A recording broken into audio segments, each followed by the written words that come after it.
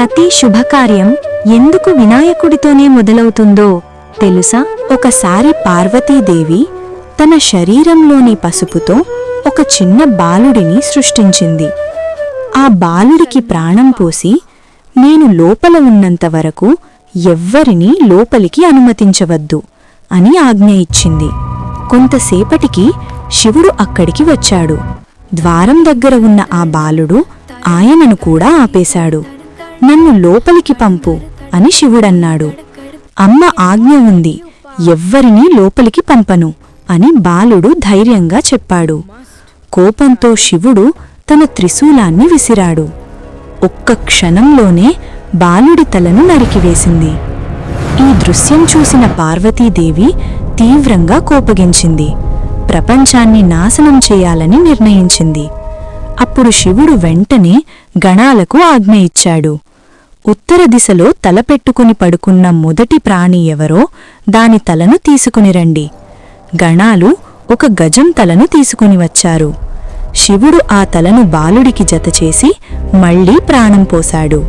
అలా వినాయకుడు జన్మించాడు. దేవతలందరూ కలిసి ఆయనకు వరాలిచ్చారు. ప్రతి శుభకార్యంలో ముందుగా నిన్నే పూజించాలి. అడ్డంకులను తొలగించే దేవుడు నీవే.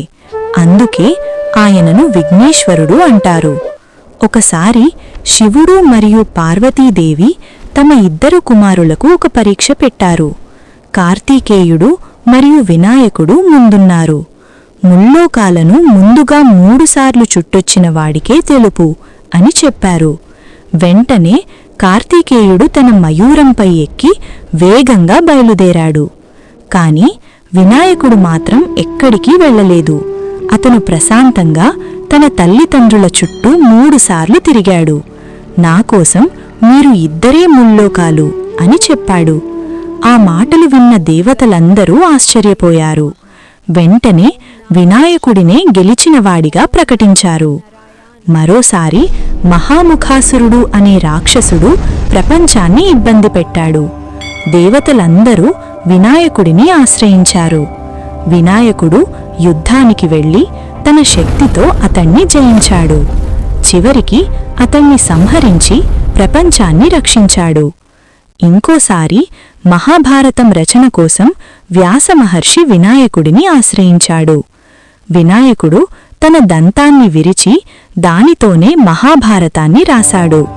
అందుకే ఆయనను జ్ఞానానికి ప్రతీకగా భావిస్తారు. అడ్డంకులను తొలగించే దేవుడు, జ్ఞానానికి చిహ్నం, ప్రతి ఆరంభానికి మొదటి పేరు మన వినాయకుడు. ఓం. ఈ వీడియో మీకు నచ్చిందని అనుకుంటున్నాను. ఇలాంటివే మరిన్ని మంచి మంచి వీడియోల కోసం మా ఛానల్ను సబ్స్క్రైబ్ చేయండి. ధన్యవాదాలు.